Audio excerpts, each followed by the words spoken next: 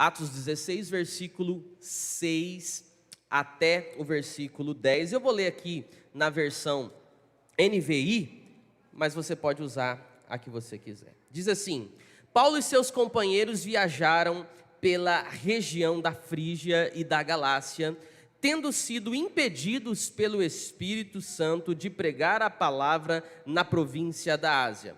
Quando chegaram à fronteira da Mísia, tentaram entrar na Bitínia, mas o Espírito de Jesus os impediu.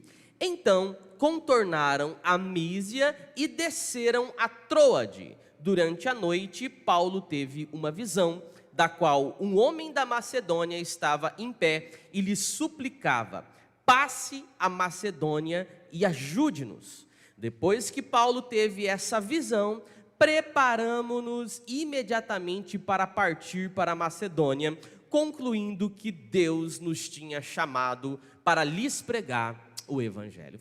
Tá bom? Amém? Presta atenção aqui.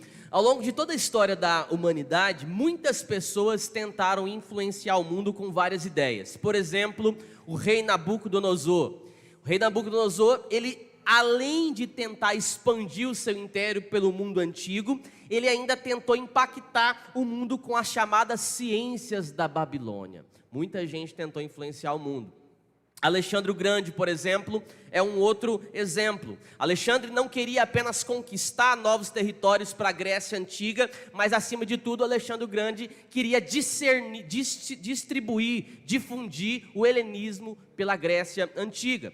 César Augusto, por exemplo, que mais do que expandir o Império Romano, que estava sob o domínio de César Augusto, ele queria que o mundo conhecesse a proposta da chamada Pax Romana, um período de paz promovido pelo Império Romano, e queria que essa Pax Romana se tornasse uma espécie de sentido de vida, um caminho para a vida de todas as pessoas. Gente como Gengis Khan, quem já ouviu nas páginas dos livros de história falar sobre Gengis Khan, que mais do que apenas expandir todo o Império Mongol, queria que a cultura oriental pudesse sair do Oriente e chegar até o Ocidente, invadindo o Ocidente também. O que falar também de Ricardo, rei Ricardo, coração de leão, rei famoso da história da humanidade, que queria não apenas reconquistar os territórios que tinham sido perdidos pelo Império Romano, mas que também queria reconquistar espaços onde a cultura cristã estava se desmoronando. Homens que queriam influenciar e marcar a história da humanidade. Quem estudou Revolução Francesa se lembra do general francês Napoleão Bonaparte, que queria ampliar as fronteiras antes perdidas pela França absolutista e levantar os pilares da Revolução Francesa por toda a Europa. Fato que aconteceu depois do século XVIII, sobretudo com o Iluminismo. Gente que quer influenciar o mundo, gente como o sanguinário Adolf Hitler, que mais do que apenas ampliar o território alemão, durante a Primeira e a Segunda Guerra Mundial, queria que os valores da filosofia da raça ariana, uma raça pura, longe de judeus, uma raça de alemães puros, pudesse ser difundido pelo mundo. Muita gente tentou influenciar, muita gente tentou transformar o palco da história com as suas ideias. Muitos tiveram ajudas de exércitos, de soldados, descomunais, armamentos, tecnologia de primeira linha, mas ninguém foi tão bem sucedido quanto um homem que fez isso sozinho. Um homem que fez sem nenhum exército, sem nenhum armamento, apenas com alguns poucos amigos que lhe acompanhavam pelo caminho. O nome desse homem é Paulo de Tarso. Paulo de Tarso. Que figura espetacular foi Paulo de Tarso. Que homem de Deus, com uma mensagem. Revolucionou o mundo da sua época. Obviamente ele não fez isso por si mesmo, ele fez isso na força do Espírito Santo, no poder e na graça de Deus. E eu de verdade não sei o que Deus reserva para a minha vida, eu não sei o que Deus reserva para a sua vida, eu não sei o que Deus reserva para a nossa comunidade, eu não sei quanto do mundo de hoje eu e você vamos influenciar de fato, eu não sei. Tomara que ao menos as nossas casas, as nossas famílias sejam influenciadas positivamente pela nossa vida de forma maravilhosa, tomara. Quem sabe a gente consiga influenciar a nossa vizinhança, quem sabe a gente consiga influenciar de forma positiva o nosso ambiente de trabalho, quem sabe a gente consiga influenciar a nossa cidade, nosso estado, o Brasil, quem sabe a gente não possa ainda influenciar como povo de Deus o mundo inteiro, porque se isso foi possível na vida do apóstolo Paulo, sem nenhum exército, sem nenhum armamento, sem nenhuma tecnologia de ponta, talvez seja possível também cada um de nós experimentarmos isso. Você crê nisso, amém ou não? Até o final do culto, tomara que você creia nisso, né? Porque muitos duvidaram quando Paulo caiu do cavalo, conheceu a Jesus e se levantou pregando o Evangelho, mas aquele homem foi capaz de, na unção do Espírito Santo, evangelizar toda a Ásia Menor. Por isso ele é chamado de o apóstolo dos gentios, o homem que varreu o mundo antigo, levando a boa semente do Evangelho. O que será que esse homem tinha? O que o apóstolo Paulo tinha que fez com que tudo isso fosse possível? Quais as marcas que esse grande homem de Deus apresentava que permitiram que ele influenciasse a sua geração? Certamente ele possuía muitas marcas, mas a partir desse texto que nós acabamos de ler aqui, eu quero compartilhar com você apenas 3 marcas que chamaram muito a minha atenção, e eu tenho de verdade orado a Deus para que também Ele me permita vivenciar cada uma dessas marcas de modo bastante intenso na minha vida, no meu ministério, e acima de tudo que eu possa glorificar a Deus com essas marcas. E eu queria convidar você a meditar comigo sobre essas 3 lições que nós aprendemos aqui de forma bem rápida. Primeira delas, o apóstolo Paulo conseguiu transformar o mundo que ele vivia, o seu mundo, o mundo da sua época, porque Paulo tinha uma profunda convicção da soberania de Deus. Vamos repetir? Nós conseguimos transformar o mundo com o quê? Com uma... Ô irmão, está aqui na tela, é só você ler, vamos acordar um pouquinho? Com uma... Eu não sei você, mas eu preciso muito disso. E eu acho que também você precisa disso na sua vida. Uma profunda convicção da soberania de Deus. Olha o texto que nós lemos. Olha, passa os olhos nas páginas da Bíblia. E a Bíblia diz que o apóstolo Paulo estava na região muito grande, chamada a região da Galácia. Estavam os seus companheiros, ele acabou de pregar por toda a Frígia, mas ele foi impedido pelo Espírito Santo de descer a sudoeste, que era o desejo dele, porque ele queria ir para uma outra província da Ásia Menor. Paulo então estava na Frígia, presta atenção, na Galácia, e ele queria descer a sudoeste para ir até a Ásia Menor, numa província da Ásia Menor. Mas o texto diz, olha aí, o texto diz que ele e os seus amigos foram impedidos por quem? Pelo Espírito Santo. Como? Nós não sabemos como que o Espírito Santo impediu com que eles descessem para lá. Talvez as estradas que normalmente eles usavam estavam impedidas, tinham sido bloqueadas por alguma razão. Talvez alguma notícia vinda do mundo antigo, lá de muito longe, recebeu um WhatsApp dizendo, não vai não, os caminhoneiros pararam aqui, não sei. A Bíblia não diz o que impediu eles, mas a Bíblia diz de forma clara que foi o Espírito Santo que os impediu. Interessante é que Paulo e os seus amigos, eles entenderam que não foi uma atividade humana, mas Paulo e os seus amigos entenderam que foi o Espírito Santo que estava os impedindo de fazer aquilo que eles tinham a intenção de fazer. E irmãos, eu acho isso uma coisa linda. Que coisa linda na vida dos cristãos, quando apesar das nossas intenções, quando apesar das nossas vontades, apesar dos nossos fracassos, apesar das nossas frustrações ocasionais, nós conseguimos entender que Deus está no controle. Ninguém falou para o Paulo não ir, mas ele entendeu que o Espírito Santo estava os impedindo. E o texto continua dizendo que Paulo e os seus amigos então chegaram à fronteira da Mísia. Está olhando aí na sua Bíblia? A fronteira da Mísia, e eles tentaram entrar pela Bitínia. E aí eles iam mais para a região norte, mas novamente, o que acontece? O Espírito de Jesus os impediu. Mas que viagem truncada! Que viagem difícil. Talvez alguns como eu poderiam dizer, mas meu Deus, está tudo dando errado na nossa vida. Será que nós deveríamos mesmo ter saído hoje de casa? Já passou isso na tua cabeça? Quando o dia está tão difícil, você fala, meu Deus, acho que era melhor não ter levantado da cama hoje. Isso não é de Deus não, isso é coisa do inimigo. Será que eles pensaram isso? Né? Porque a gente tenta, tudo que a gente tenta dá errado. A gente tentou por um lado, não deu. Tentou por outro, não deu. A gente foi para sudoeste, deu errado. Tudo está dando errado. A gente foi para o norte, deu errado também. O que está acontecendo com a gente? Será que tem algum Jonas? Será que tem alguém pecado na comissão de Paulo? Não, deve ser. Deve ter um leproso. Deve ter um palmeirense no meio da gente aqui, que está atrasando tudo. Porque as portas estão fechadas. Olha só, se alguns do grupo do apóstolo Paulo fossem muitas vezes como nós, eles teriam ficado desanimados. Porque que coisa mais difícil na vida é quando a gente sucessivamente dá de caras com portas fechadas. É ou não é?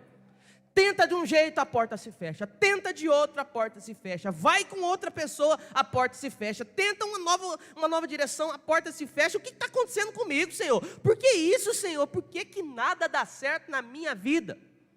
Como um jovem que recentemente me procurou na igreja e começou a me contar das frustrações da vida dele, e ele diz: pastor, por que na minha vida nada dá certo? Eu falei: o quê? Por que na minha vida nada dá certo? Eu olhei para ele e falei: olha, eu não sei se eu concordo com a sua afirmação, porque parece que para alguém que nada da vida deu certo, essa pessoa não está nem aqui para reclamar, dizendo que não deu certo.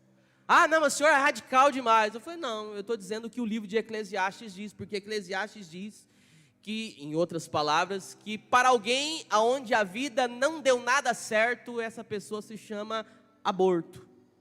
Talvez seria o único que poderia dizer: para mim nada deu certo. Como assim, nada dá certo? Se você está aqui hoje é porque Deus tem cuidado de você, meu irmão. Porque mesmo com alguns percalços e acidentes no meio do caminho, se você está aqui hoje é porque Deus está cuidando de você. Paulo e os seus amigos deram com muitas portas fechadas, mas eles entendiam que havia por trás dessas portas fechadas a soberania de um Deus que cuidava deles em cada detalhe. Eles conseguiram identificar, discernir a ação do Espírito Santo fechando aquelas portas. Mas a gente não gosta de porta fechada, né? Principalmente as portas que nós oramos para que Deus abra. Mas e aí, nas suas orações, Deus abriu, Samuel, todas as portas que você pediu? Não, não é assim. Porque a gente conhece até aqui, ó. Mas Deus está para lá. Deus vê adiante. Então Paulo e os seus companheiros tinham uma infinita convicção de soberania de Deus. Eles disseram: não é o diabo, não é a má sorte, não é alguém do grupo que tem uma culpa, uma coisa, e é isso que está fazendo o barco afundar, mas é Deus que está no controle, é Deus que está adiante, é Deus que está fechando as portas, é Deus quem abre as portas, é Deus que faz a sua vontade, e nós estamos simplesmente na direção dEle. Irmãos, ter essa convicção da soberania de Deus nos ajuda a vencer o próprio desânimo, porque o Deus que fecha portas também é o Deus que abre as portas. O próprio Senhor Jesus, quando ele se apresenta a uma das igrejas no livro de Apocalipse, capítulo 2, ele diz: eu sou aquele que abre portas e ninguém fecha, e eu sou aqueles que fecha portas que nem abre, ou seja, eu estou no controle. Você está desanimado? Está cansado de lidar com portas fechadas na sua vida? Não desanima não. Porque existem portas que é o próprio Deus que fecha. E se Ele fecha, não adianta você tentar ir contra a vontade de Deus. Não adianta tentar abrir porta que Deus não quer abrir. E não adianta tentar forçar a abrir portas que Deus fechou. Descanse na soberania de Deus. Segunda coisa que a soberania de Deus nos traz é que, além de evitar com que nós sejamos vencidos pelo desânimo, ela também nos impede de murmurar. Por quê? Porque à medida em que as portas vão se fechando e nós vamos entendendo que a soberania de Deus, reclamar se torna uma consequência natural. Não só o desânimo, mas a reclamação. Porque o desânimo é o meu desestímulo diante das portas fechadas. Mas a murmuração, a reclamação, é a arma para desestimular quem está perto de mim, diante das portas fechadas. Porque quando você se desanima, você muitas vezes desiste de continuar. Mas quando você murmura, além de você desistir de continuar, você usa ainda isso como arma para desestimular a outros. Porque já esteve perto de alguém que murmura? Daqui a pouco você está fazendo a mesma coisa. Paulo diz: o Senhor fechou a porta. Louvado seja o nome do Senhor, que coisa boa. E aí vem a terceira coisa boa de saber da soberania de Deus, que é a prática da fé no milagre. A fé na novidade. A fé naquilo que está por vir. Porque não é por acaso que Deus fecha portas. Deus não fecha portas porque Ele acordou mal-humorado naquele dia. Se é que Ele acorda, né? A Bíblia diz que Ele nunca dorme. Deus não fecha portas porque de repente Ele decidiu pesar a mão sobre nós e nos prejudicar ao longo do caminho, ou porque Ele simplesmente está azedo com a vida. Não! Se Deus fechou a porta é porque há uma outra coisa que Ele quer fazer. Se Ele fechou uma porta é porque existe uma outra que Ele quer abrir. E se nós cremos nele, cremos também no seu amor, cremos na sua bondade. Então, se nós cremos no amor e na bondade de Deus, quando uma porta é fechada por Ele, o que a gente faz? A gente espera. A gente não desanima, a gente não murmura, a gente não amaldiçoa. Nós esperamos, porque em breve nós veremos o que Ele preparou para nós. Amém ou não amém? Porque se Ele fechou, Ele está preparando algo, tem uma coisa maravilhosa. Esse é o nosso Deus. A Bíblia diz que o Espírito Santo nos impediu. E o que Paulo estava querendo sair para aqueles lados? Irmãos, a intenção de Paulo era simplesmente fazer a obra de Deus na região da Galácia. A intenção era melhor. Ele poderia muito bem ir para outras cidades maravilhosas, como por exemplo a cidade de Éfeso. Ele poderia ir para a cidade de Esmirna, que depois ele acabou indo. A intenção do Paulo era maravilhosa, os planos do Paulo eram maravilhosos, mas Deus os impediu. Por quê? Por quê?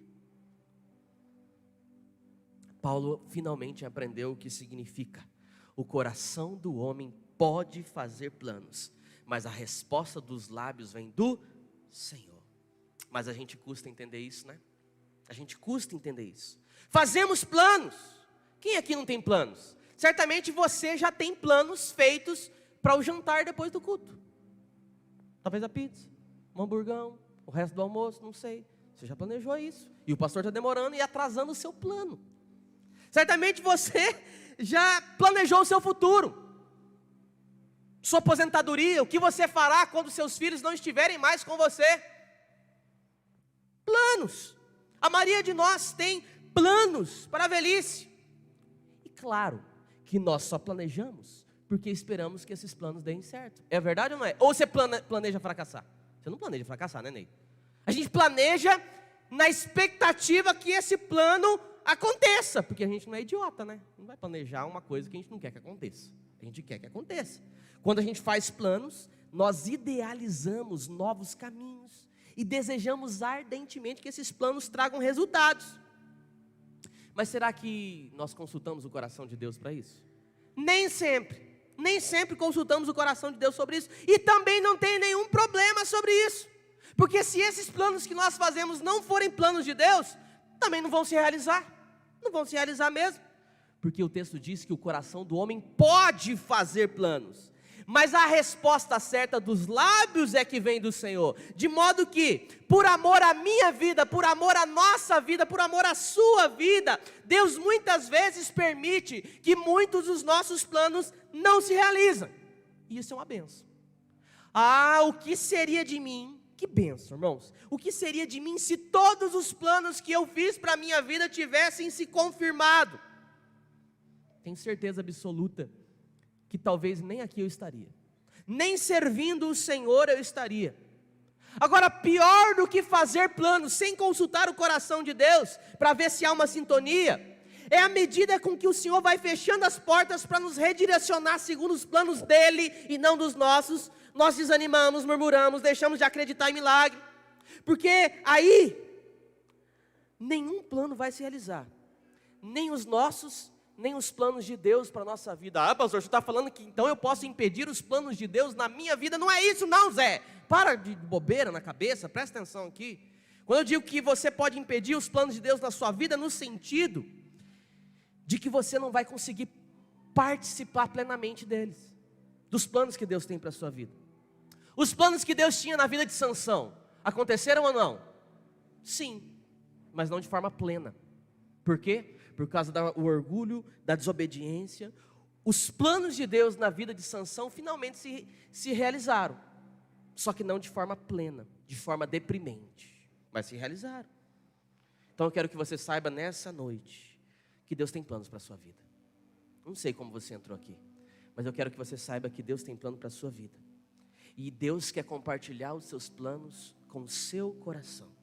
Talvez você não compreenda algum deles e está tudo bem. Talvez com as nossas distrações, muitas vezes nós não compreendemos mesmo.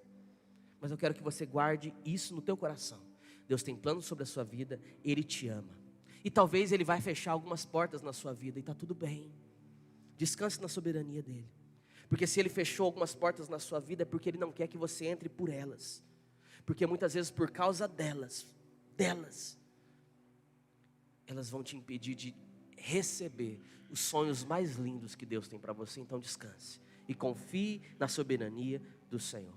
Paulo diz, não foi o diabo, não foi a má sorte, não é culpa de ninguém, mas o Espírito Santo nos impediu. E aí o Paulo foi para Troade, um porto do mar Egeu, de frente à região da Macedônia. E aí a segunda lição que Paulo pode nos ensinar é que para a gente influenciar o mundo e a nossa geração, nós precisamos ter um profundo desejo de servir as pessoas. Um profundo desejo de servir as pessoas. Vamos repetir junto? Um profundo desejo de servir as pessoas. Paulo então foi com seu grupo para Troade, uma região portuária, na região da Macedônia. Mas ele e os seus amigos ainda não sabem que Deus quer que ele vá para a Macedônia. Ele ainda não sabe. Ele foi para lá sem saber que Deus queria que ele fosse para lá. A Bíblia diz que anoitece, Paulo dorme, está cansado da viagem, e Deus dá a Paulo um sonho. E é muito interessante o sonho que Deus dá para Paulo. Porque na minha lógica pessoal, na minha mente pecadora, vocês não, porque vocês são quase anjos, mas eu sou pecador. E na minha mente pecadora, para saber que realmente era Deus, tinha que ter aparecido um anjo. Mas um anjo assim, com cara de anjo, Lucas. Não é um qualquer anjinho assim. Tinha que ser um anjo com cara de anjo. Com raio, trovão, fumaça tinha que ter fumaça. Com voz tipo de canhão de Deus. Sabe? Vozeirão. Para dizer, Paulo, Paulo, eu quero que você vá para a Macedônia. E uma seta de neon luminosa apontando a direção para a Macedônia. Porque caso contrário, não ia ser de Deus. É interessante que essa pode ser a minha lógica. Mas não apareceu nenhum anjo para Paulo.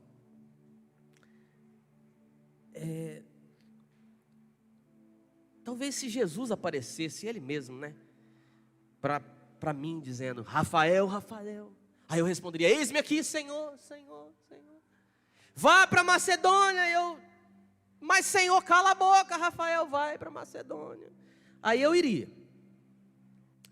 Mas o sonho de Paulo não aparece nenhum anjo, nem Jesus. O que aparece para ele? Está com a tua Bíblia aberta aí, infeliz ou não? O que apareceu no sonho de Paulo? Um homem de branco? Não, o texto não fala que é um homem de branco. Porque a crente adora ver homem de branco, né? Apareceu um homem. Ou seja, uma pessoa comum, fazendo o quê? Pedindo ajuda. Pedindo, passa a Macedônia e ajude-nos. Que coisa maravilhosa, é como se Deus tocando num ponto central da vida de Paulo. Paulo tinha um profundo desejo de servir as pessoas. Então para Paulo, que adorava servir as pessoas, nada mais convincente para ele do que uma própria pessoa pedindo ajuda. E foi isso que Deus mostrou para ele. De repente uma pessoa precisando de ajuda, não seja algo tão convincente para nós, que se tornamos indiferentes, frios, que pensamos apenas no nosso próprio umbigo. Talvez nós precisamos que Jesus apareça com raios e trovões, dizendo, vem aqui infeliz, perdoa logo tua mulher, vem aqui fulano, perdoa logo teu marido, perdoa logo teu irmão. Talvez a gente indiferente e frio precise que anjos apareçam ao nosso redor. Mas Paulo, que adorava servir as pessoas, apenas um homem comum dizendo, nos ajuda, foi o suficiente. Foi suficiente. Paulo entendeu a direção de Deus em relação a um povo que estava precisando, quando apareceu para ele um homem da Macedônia, dizendo, nos ajude. Mas por que não Éfeso? Por que não Esmirna, cidades tão maravilhosas? Porque a necessidade maior não era ali naquele momento. A necessidade maior era a Macedônia. Porque não a Bitínia? Porque não a Panfídia? Porque ali não era a necessidade maior para aquele momento. A Macedônia era que Paulo tinha que estar. Porque ali era a necessidade maior para aquele momento. Era ali que tinha gente precisando de ajuda. E Paulo entendeu. Muitas vezes nós perguntamos: Senhor, onde é que o Senhor quer me usar? A pergunta-chave em relação à obra missionária é sempre a mesma: para onde o Senhor quer que eu vá? Mas às vezes Deus só precisa que nós sejamos um pouquinho mais sensíveis para perceber quem está precisando de ajuda do nosso lado. A gente quer ir para a África, para Angola, Moçambique, Cabo Verde. A gente quer ir para Jacksonville. A gente quer ir para Nova York. Mas não olha para a pessoa que está do nosso lado precisando de ajuda. Quem é que vai mudar o mundo? Quem é uma bênção no seu vilarejo? A gente muda o mundo quando a gente passa a ser uma bênção no nosso vilarejo. Quem é uma bênção onde está? Quem não é bênção onde está, não vai ser bênção em lugar nenhum. Do mesmo jeito que diz: eu queria tanto ajudar a obra missionária, mas eu não tenho dinheiro, mas quando eu tiver dinheiro eu vou ajudar. Vai nada, mentira do capeta. Se você não ajuda quando você não tem, quando você tiver, aí que você não vai ajudar mesmo. Quem não é uma bênção no lugar onde está, com os recursos que tem, com o está disposto nas suas mãos, com as pessoas que estão ali do seu lado, não vai ser bênção quando a equipe estiver grande, a estrutura estiver maior. Jesus diz: ser fiel no pouco, e no muito eu te colocarei. Profundo desejo de servir as pessoas. Como eu tenho pedido para Deus me dar isso. Como eu tenho pedido para Deus me ajudar a passar por cima do meu orgulho. E pedir: Senhor, me dê esse profundo desejo de servir as pessoas. Porque eu não tenho, irmãos. Eu não tenho. Eu tenho um profundo desejo de servir a mim mesmo. De cuidar das minhas coisas, de cuidar da minha família, da minha casa, dos meus interesses, do meu corpo, da minha mente. É disso que a gente não precisa nem se esforçar, que a gente está cuidando o tempo todo. A gente vive cercado dessa geração, onde o eu, ele está sempre centralizado. O outro, ele ocupa um lugar muito insignificante da minha vida, porque eu quero servir os propósitos do meu eu. Como é que a nossa nova geração casa? Como é que a geração de hoje casa? Ah, eu preciso de alguém, pastor. Ah, eu não quero ficar sozinho. Ah, eu quero me casar porque eu finalmente encontrei alguém que me completa. Ah, eu quero me casar porque essa pessoa me faz bem. Ah, pastor, eu quero me casar porque essa pessoa me faz feliz. E eu tenho certeza que se nós nos casarmos, ela vai me fazer muito feliz. Vocês são casados, né? E aí?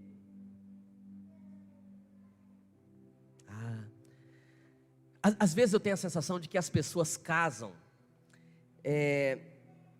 como quem instala TV a cabo em casa.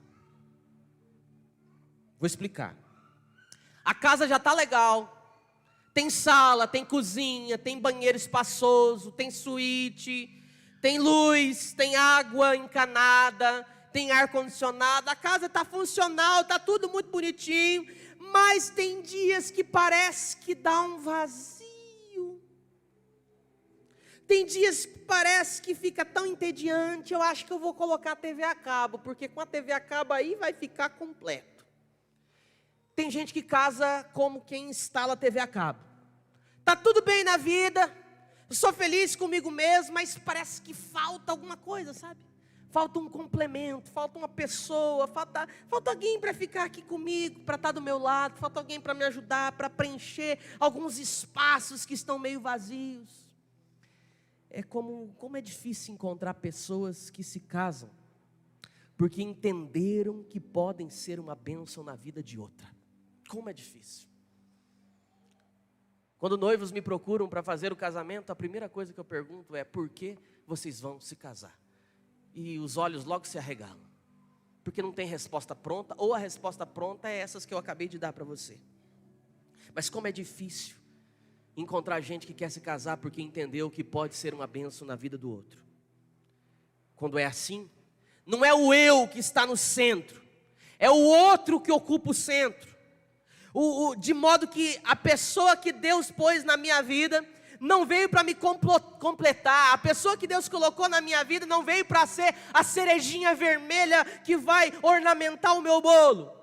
Mas é alguém que Deus colocou na minha vida para que eu sirva de maneira intensa, de maneira total, de maneira absoluta. Porque o marido que não entendeu que ele tem que fazer uma entrega total para a esposa, é o marido que vai perdoar ela 2, 3 vezes e vai largar a mão.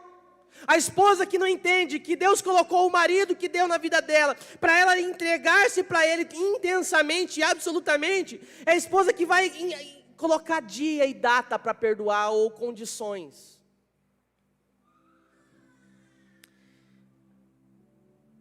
Não sou eu mais. Por isso que casamento, a Bíblia diz que é uma só carne. Porque à medida que eu descubro que alguém é uma pessoa que Deus colocou na minha vida para fazer uma entrega absoluta a ela, eu deixo de ser quem eu era, ela deixa de ser quem ela era, e nós passamos a ser uma nova pessoa. Há uma terceira criação, o milagre de Deus. Uma vez um sujeito disse para mim: pastor, eu quero me casar, recentemente isso, quero me casar, recentemente que eu falo assim, a coisa de um ano passado, tá? Eu quero me casar porque a outra pessoa me completa. Eu me lembro quando a gente conversou. Você quer casar por quê? Eu quero casar porque a outra pessoa me completa. Eu falei: você vai ver só como é que ela não te completa. Não, mas eu gosto de A, ela gosta de B. Eu pratico esportes e não sei o quê. Ela me completa. Eu sou mais introvertido, ela é mais falante. Ela é a minha parte social, pastor. E isso tudo é muito bom, tá? Não estou falando que isso é ruim. Mas completar, nego, completar, quando você perceber que tudo aquilo que você era, em se casar você achava que ia se tornar pleno, quando você se casa você descobre que isso desmorona. E eu não estou fazendo aqui defesa para ninguém não se casar, não é isso. Eu quero que você entenda que a minha mulher que está sentadinha aqui na frente, ela não veio para me completar, mas ela veio para me destruir.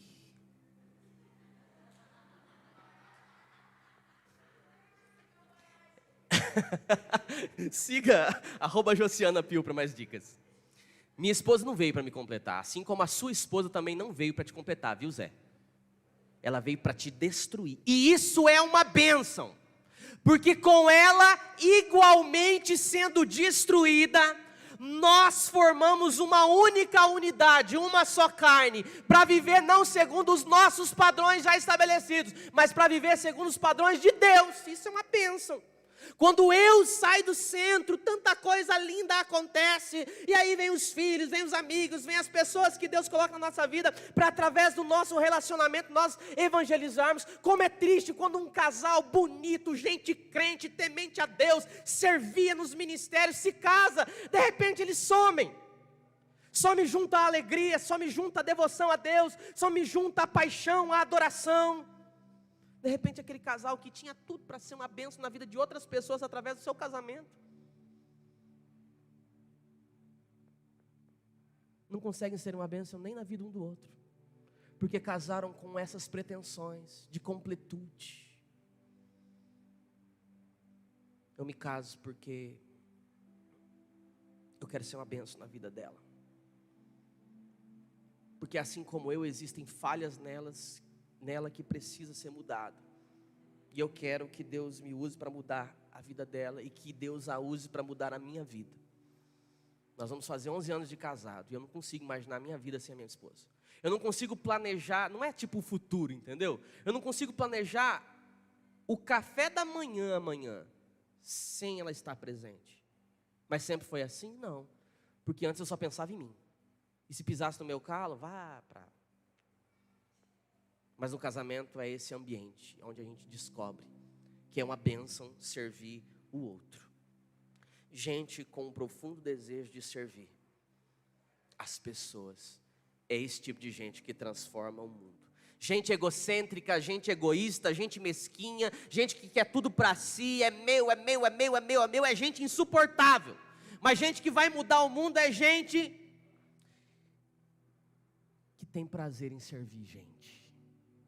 em dividir o pouco que tem para abençoar outros. E para terminar, a terceira e última lição, que você já está com fome.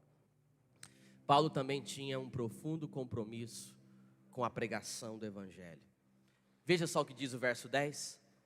Preparamo-nos. Preste atenção na conjugação do verbo aqui, porque é a primeira vez em Atos dos Apóstolos que o verbo começa a ser conjugado na primeira pessoa do plural.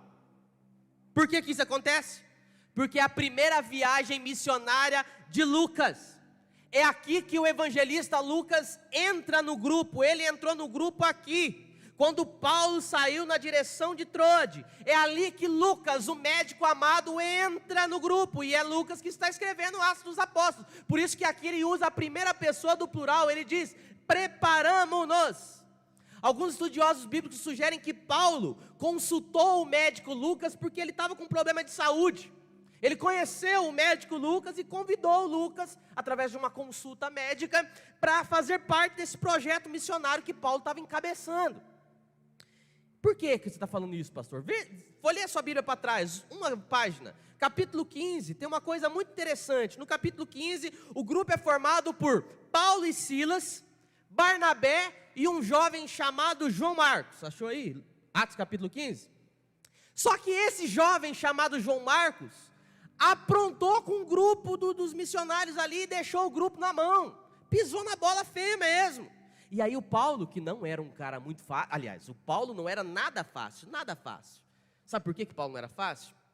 Porque gente que Deus vai usar não é gente perfeita, é gente disponível. A gente vê tudo que Paulo fez e fala, mas Paulo era um cara gente boa, né? Era não. Paulo era uma pessoa ranzinza, complicada, difícil, mas era disponível, por isso que Deus usou. Não adianta você achar que Deus vai fazer de você um anjo para depois te usar. Deus usa pessoas imperfeitas, mas gente disponível. Amém? Você captou a mensagem aí, não? Paulo não era fácil. Quando o João Marcos pisou na bola com o grupo, Paulo falou, eu não quero mais esse menino comigo, nem pintado de ouro. E o Barnabé, que era todo coração, amoroso, paizão, gentil, bom. Barnabé era um verdadeiro querido, era um cara que você queria tomar café com ele todo dia. Nós vamos fazer o ano que vem no nosso lab o estudo dos personagens do Novo Testamento, onde vai ver o temperamento, porque aí você vai entender o que eu estou falando. Barnabé era um querido. O Barnabé foi fundamental na vida do apóstolo Paulo. A igreja não queria o Paulo nem pintada de ouro, porque quem que era o Paulo antes de se converter? Perseguidor da igreja. Mas o Barnabé foi lá e disse, não Paulo, não é assim, nós não podemos ser assim, a gente é crente, nós somos a igreja de Jesus, nós amamos as pessoas, Paulo. Não, mas o Paulo é perigoso, a igreja dizia. Não, mas o Paulo se converteu. Não, mas ele matou muita gente. Mas agora o Paulo é de Deus, igreja. Não, mas ele deve estar fingindo. Vocês não podem julgar as pessoas assim, igreja. Ah, Barnabé. Aí o Barnabé vai lá e fala, bom, ninguém quer saber do Paulo. Ok, então Paulo, vem comigo. Eu vou cuidar de você. Vem cá. Eu vou cuidar de você, eu vou andar com você, eu vou ensinar você, eu vou discipular você, eu vou acompanhar você, Paulo. Barnabé foi o único que abraçou Paulo, porque a igreja não queria, com medo do Paulo, achando que era fake esse negócio de conversão dele e tal. Barnabé foi fundamental para que a igreja finalmente aceitasse o apóstolo Paulo como convertido mesmo. Então o que é que você espera de Barnabé? Que ele ame, que ele abrace, que ele aconchegue as pessoas. Ele foi apelidado pela igreja antiga de o José da Consolação. Olha que coisa linda, o que é o José da Consolação? É um homem de coração consolador. Esse é o Barnabé, um homem de coração consolador. Então ele disse, não Paulo, vamos dar uma força para o João Marcos, ele pisou na bola, mas vamos dar uma chance para o menino. Só que o Paulo, assim como nós muitas vezes, tinha um coraçãozinho meio duro. E o Paulo falou, não, o João Marcos não quero nem pintar de ouro, quando nós precisamos, ele não viajou com a gente, pisou na bola, eu não quero saber. Aí o Barnabé falou, mas Paulo, não é assim que a gente resolve as coisas, a gente é crente, você esqueceu? Ah é, a gente é crente, mas eu não quero, o menino furou com a gente, o menino pisou na bola com a gente, ele não vai mais com a gente. Mas Paulo, a gente tem que amar o menino, vamos estender o braço para o menino, não foi assim que a gente fez com você, Paulo? Não, mas eu não quero esse menino. E não teve jeito. O menino, João Marcos, não participou mais da equipe de Paulo. Aí o Barnabé diz, Paulo, você está sendo intransigente, Paulo. Você um dia precisou e você foi abraçado. Agora o menino precisa também. O Paulo falou, não compara ele comigo não. A Bíblia diz que eles tiveram tal desavença que eles tiveram que se apartar. É o capítulo 15. E tiveram que se apartar. Ou seja, Paulo é aquele tipo de pessoa que consegue tirar o Barnabé do sério. O Barnabé. O José da Consolação saiu do sério com o Paulo. Você acha que Paulo é fácil? A gente lê o apóstolo Paulo e fala, meio que hominho gostoso, bonitinho, maravilhoso. O que aconteceu? Paulo e Silas foram para um lado, e o Barnabé abraçou o João Marcos e foi para outro. Agora não é mais uma comissão missionária, são duas. Paulo e Silas para um lado, Barnabé e João Marcos para o outro. Passou um tempo, porque o tempo passa. Quando Paulo está escrevendo uma das suas cartas no Novo Testamento, ele diz assim, por favor, mande buscar o João Marcos, porque ele me será muito útil. Paulo, cabeça dura, mas no final da vida entendeu que o Barnabé estava certo, que valia a pena investir novamente naquele menino, mas o grupo se separou. E aí no capítulo 15, foi 2 para um lado, 2 para o outro. E aí Paulo deve ter tido uma crise de estresse. Quem está falando isso não sou eu, tá? São alguns estudiosos bíblicos, que provavelmente Paulo teve algum tipo de estresse por causa dessa briga com Barnabé, porque eles foram cada um para um lado e fica aqui, sabe aquele negocinho que fica no teu coração? Ficou no coração de Paulo também. E aí deu uma espécie de taquicardia aqui no Paulo, e ele foi procurar um médico, e quando ele chega no consultório médico, quem está lá? O médico crente, Lucas, o médico amado. Conheceu esse sujeito chamado Lucas e convidou esse sujeito para acompanhá-lo na pregação do Evangelho. Por que isso é maravilhoso? Porque o Lucas aceitou. Não sei se ele atendia pela Unimed, mas o médico aceitou. Vocês não acham isso bonito, não? Eu acho isso lindo. Porque é interessante como algumas pessoas entendem que não há nada mais maravilhoso nessa vida do que pregar o Evangelho. É interessante como algumas pessoas entendem isso. Lucas tinha a sua vida, Lucas tinha os seus projetos, Lucas tinha a sua estrutura pessoal, Lucas tinha a sua experiência, tinha tudo. Mas ele aceitou a deixar tudo para pregar o Evangelho. Ele diz, preparamo-nos, diz o texto. Agora Lucas está incluído, é a primeira vez que aparece a conjugação no plural da primeira pessoa. Nós nos preparamos-nos, que bênção. E todo o resto do livro, a partir daqui do capítulo 16, todo o resto do livro de Atos dos Apóstolos é narrado na primeira pessoa do plural. Por quê? Porque tudo aquilo que Lucas está dizendo aqui, ele está presente. Porque agora ele faz parte da comitiva missionária, ele faz parte do projeto, agora ele é do grupo, ele vai pregar o Evangelho. Aí o texto diz, preparamo-nos imediatamente para partir para a Macedônia. É como se estivesse dizendo, concluindo, essa palavra no grego significa literalmente, juntando as peças, ou seja, nós entendemos tudo o que aconteceu com a gente, as portas que foram fechadas para a gente não ir para lá, as portas fechadas para a gente não ir para lá, concluindo que Deus nos tinha chamado para lhes pregar o Evangelho. Finalmente nós chegamos à conclusão que era isso que Deus estava querendo desde o começo. Ele fechou a porta lá porque não era lá que Ele queria que a gente estivesse. Ele fechou a porta lá, o Espírito Santo nos impediu de ir para lá porque não era lá que Ele queria que a gente fosse. Mas concluímos que Deus nos tinha chamado para lhes pregar o Evangelho. Porque não há outra arma capaz de mudar o mundo senão a pregação do Evangelho, meus irmãos. Adolf Hitler tinha um ideal, Napoleão tinha um modelo, Gengis Khan tinha uma filosofia, César Augusto tinha uma ética, Nabucodonosor tinha muita ciência, Alexandre o Grande tinha toda a cultura helenística ao seu favor. Mas só nós temos o Evangelho. Só nós temos o Evangelho, a boa notícia do amor de Deus e da salvação que há em Cristo Jesus, mas a gente vive como se isso não valesse nada, nada. Não há causa mais nobre, não há causa mais nobre para nós nos dedicarmos à nossa vida. Se um médico foi capaz de deixar a medicina para pregar o Evangelho, porque ele entendeu que mais importante de que curar o corpo, que é muito importante, mais importante que isso é alcançar a alma de alguém. de modo que eu possa encontrar descanso em Deus. Nada há mais importante do que isso. Mesmo que você continue médico, mesmo que você continue advogado, mesmo que você continue um vendedor, mesmo que você continue um professor, uma professora, mesmo que você continue pastor, pregue o evangelho. Faça isso com aquilo que você é. Muitas vezes você não precisa deixar a sua profissão, mas você não pode deixar de pregar o evangelho. Ajude as pessoas a conhecer esse Deus que você conhece, que te alcançou e derramou salvação, para um dia todos nós nos encontrarmos no céu. O nosso grande erro é que a gente acha que faz as coisas para Deus, mas meio que fazendo para as pessoas. Não é. Você não toca para Deus, Gabriel. Você não toca para Deus. Eu não prego para Deus. Deus não precisa de nada disso que eu faço ou que você venha fazer. Mas Ele quer usar você para tocar em outras pessoas. Deus não precisa disso. Mas a Bíblia diz que outrora Ele nos falava através dos santos profetas, mas agora Ele nos fala através da igreja.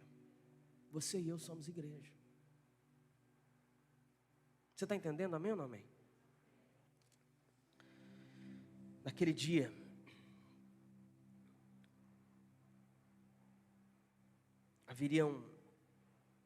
quando nós nos encontrarmos no céu,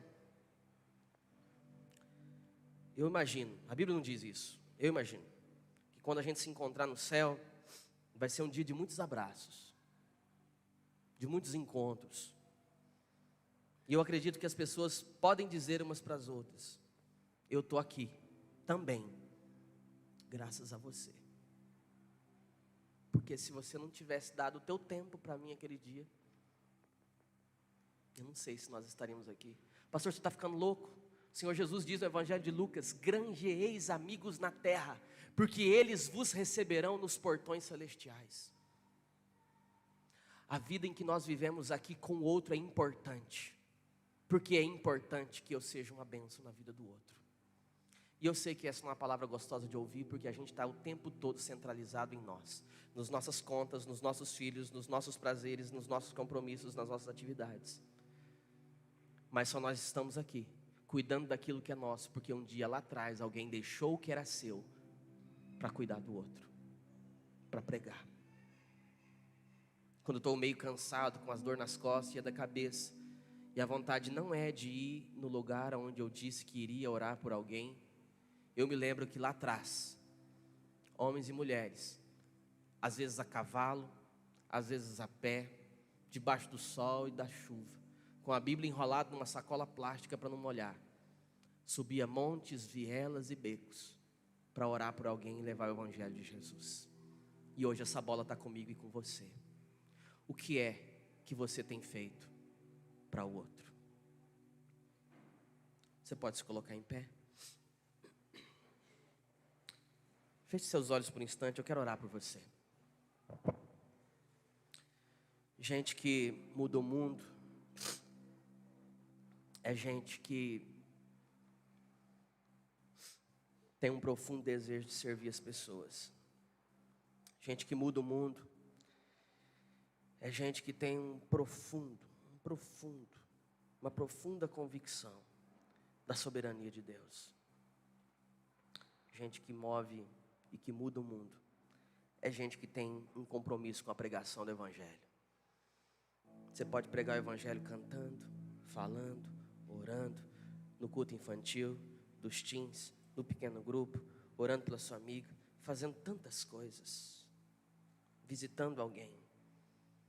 O negócio é que muitas vezes nós emprestamos o nosso corpo, a nossa boca, mais para o diabo do que para Deus, com as nossas murmurações, reclamações, sendo que do jeito que você está, do jeito que você é, você está do jeito top para Deus usar você. Você quer marcar essa geração? Quer deixar um legado para trás? Para frente, melhor dizendo? Tenha compromisso com a pregação do Evangelho. Tenha compromisso em servir as pessoas. Tenha convicção da soberania de Deus. Feche seus olhos. Pai, em nome de Jesus, Ajuda-nos, porque nós precisamos de Ti, Senhor. O poder não é nosso, não está em nós, o poder é Teu, o poder está em Ti. Seja feita a Tua vontade. Senhor, ensina-nos a entender as portas que se fecham, para podermos entrar alegremente por aquelas que o Senhor tem aberto para nós, e somente por essas.